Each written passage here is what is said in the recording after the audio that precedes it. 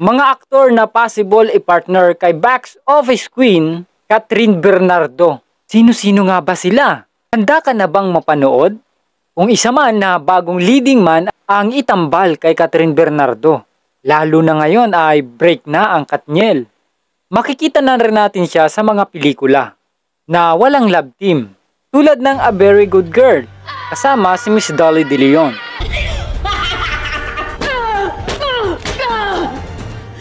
Wala akong ititira sa'yo. You're exactly like me. Siya si Catherine Bernardo sa pinakamahusay sa pagdrama na parang kahit walang effort ay nagagampanan niya ang papel ng pagiging artista. Isa na nga sa mga pelikula niya ang Hello, Love, Goodbye. Sa susunod, pag ayaw ko yung babae, sabihan ko agad ng I love you para matakot tsaka lumayo. I love you. Kaso gusto kita eh. So sorry, I don't love you. Kung saan si Alden Richard ang kaparehan niya kahit na meron pa noong Katniel. Wala naman itong issue sa mga fans, kundi sinuportahan pa nila at naging successful ang movie. Isa na nga sa pwedeng makatambal niya ay si Alden Richard. Makikita na napakaganda ng chemistry ng tambalang ito na nagkaroon ng magandang kita ang kanilang pelikula. Meron ngang iba pang sumusuporta na magkaroon pa sila ng ibang movies.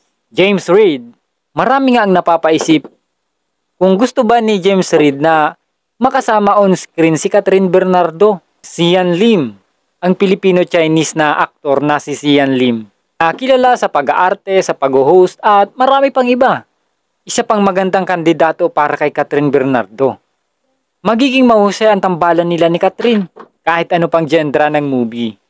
Carlo Aquino, isa si Carlo Aquino sa pinakamahusay na aktor. Possible ngang maging pare sila. Lalo na sa linyahang makabagbag damdamin na kaabang-abang sa screen. Dennis Trillo. Halos lahat ng mga pares niya ay sumasabay sa pagsikat niya. Isa si Dennis Trillo ang maaari pang makapagpaangat pa kay Catherine Bernardo pagdating sa galing sa pag-arte at pagkakakilanlan. Paulo Abilino. Isa si Paulo Abilino na sa tuwing gagawa ng pelikula ay mas nagiging exciting ang kwento. Lalo na ang pelikula niyang Linlang. Meron pa nga itong bagong serye na tulad na lamang ng What's Wrong with Secretary Kim. Sa kasalukuyan may katambal na. Pero possible rin na maging kaparehan nito si Catherine Bernardo sa screen. Gerald Anderson, ang multi-awarded na aktor. Na si Gerald Anderson, hindi nga may pagkakaila na kaya nila na magpakilig on screen. Dahil sa parehas nilang husay sa harap ng kamera. John Lloyd Cruz, hindi nga posible na mangyari dahil nga sa pareho nilang galing sa pag-arte. Lalo na sa iba't ibang genre ng movie. Mapa-comedy, romantic, or serious role. David Licauco, napakaraming fans ang gustong magkaroon ang kapusuhang na si David Licauco at si Catherine Bernardo. Possible nga kayang maulit ang naging tagumpay sa masa at magandang kita sa pelikula. Tulad na nangyari kay Alden Richard at Catherine Bernardo sa pelikulang Hello, Love, Goodbye. Donnie Panghilinan. Ngayon ay gumagawa pa lang ng ingay si Donnie Panghilinan. Maaring malayo ang posibilidad na may partner si Catherine Bernardo kay Dolly Panghilinan, pero sino bang nakakaalam? Baka may mga tagahanga na ngayon pa lang ay nagdadasal na dahil merong placing personality si Dolly Panghilinan. Joshua Garcia. Isa nga si Joshua Garcia ang kinakitaan ng chemistry sa pagitan ni Catherine.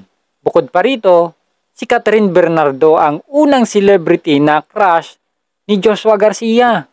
Isa si Jericho Rosales ang nagpahayag ng pagkagusto niya na maging leading lady si Catherine Bernardo. Sa mga kandidato na ito, kanino ka boto para kay Catherine? Maging ka-love team niya.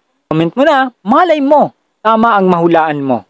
At maging ka-love team talaga ni Catherine Bernardo. O baka wala dito ang gusto mong makapartner ni Catherine Bernardo.